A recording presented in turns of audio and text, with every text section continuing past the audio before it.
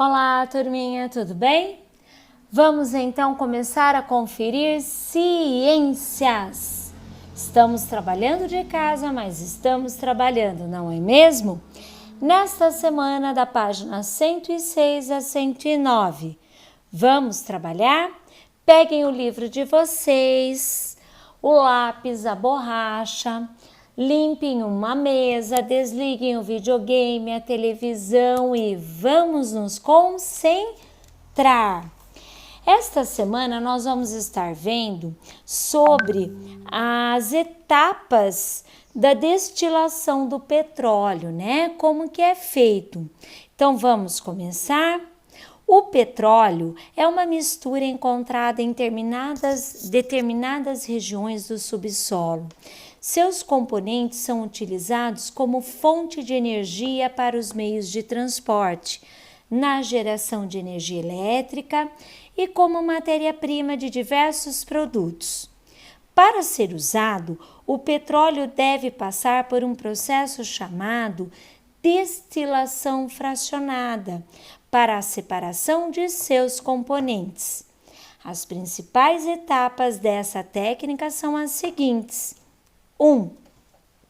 O processo de destilação começa com o petróleo sendo aquecido em um forno a uma temperatura de aproximadamente 600 graus centígrados. 2. A maioria dos componentes que formam o petróleo entra em ebulição, passando do estado líquido para o estado gasoso. 3. Os vapores formados entram em uma coluna longa, que tem bandejas em diferentes alturas para captar os componentes de acordo com as suas temperaturas de ebulição, nas quais eles vão retornar ao estado líquido. 4. A substância com menor ponto de ebulição vai se condensar no ponto mais alto da coluna. Já as substâncias com pontos de ebulição maiores se condensarão em partes inferiores da coluna. Dessa forma, os produtos são separados. Os principais produtos separados durante a destilação fracionada são o óleo lubrificante, usado em diversas máquinas, o óleo diesel, usado como combustível de caminhões, o querosene, usado como combustível de aviões, a gasolina, usada como combustíveis de automóveis, e o gás de cozinha. Pessoal, mais para frente, no final desse vídeo, a Pro vai colocar um vídeo só sobre a destilação do petróleo. Ele é curtinho, mas eu quero que vocês assistam com bastante atenção. Vamos então agora para as atividades da página 107? Então vamos lá.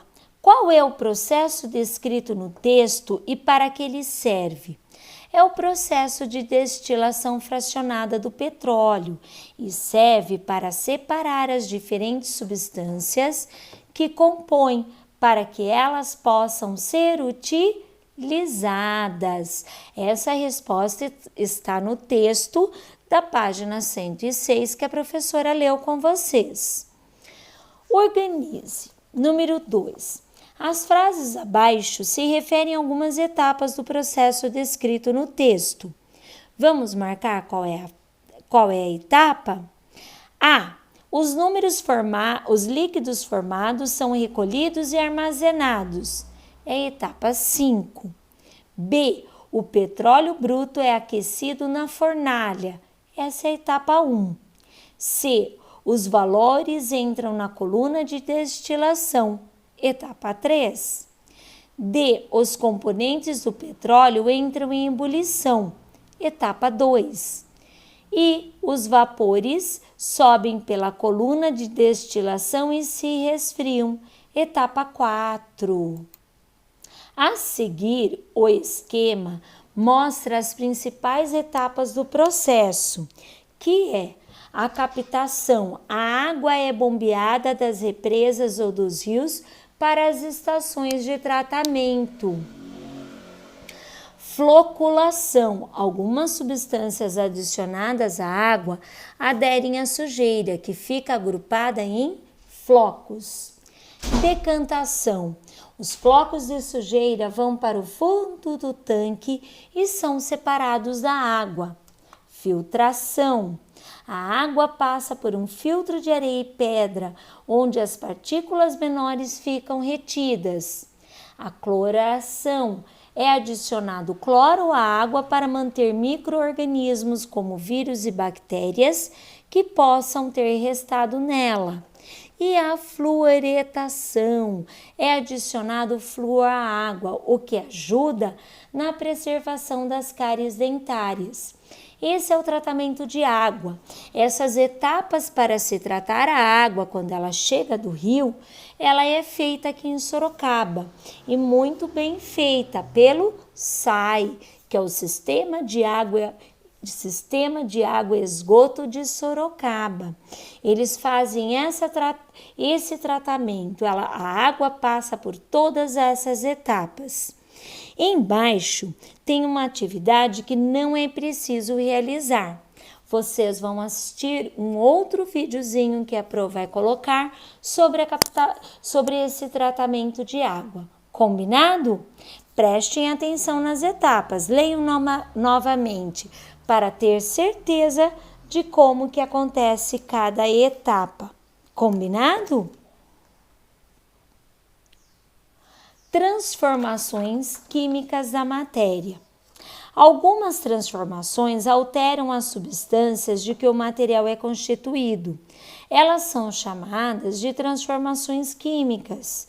Geralmente, podemos perceber uma transformação desse tipo acontece quando há produção de gás, mudança de cor, produção de luz ou calor, entre outros efeitos.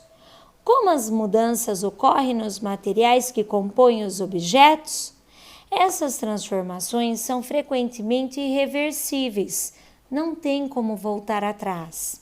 Então vejam aí, quando um pedaço de madeira queima, ele muda suas características e se transforma em carvão ou cinza.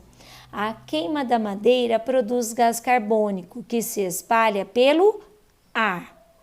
O cozinheiro modifica os ingredientes de um bolo.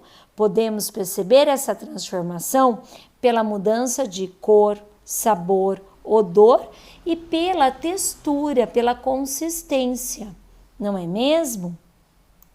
Quais mudanças no seu dia a dia você citaria como exemplo de transformações químicas?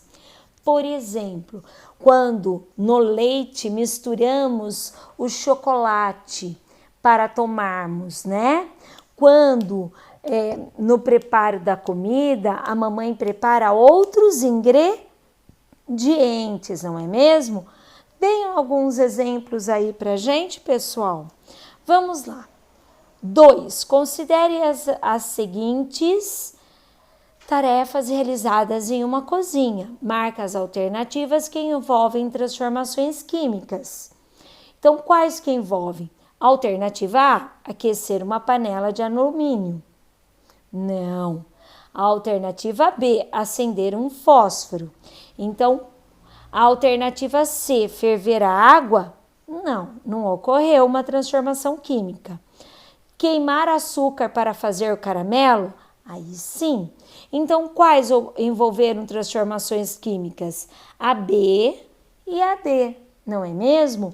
O material que antes era um palito de fósforo, ele vai se transformar numa chama e vai queimar. O açúcar, ele vai sendo queimado e ele vai virar um caramelo. Não tem como voltar a ser açúcar de novo.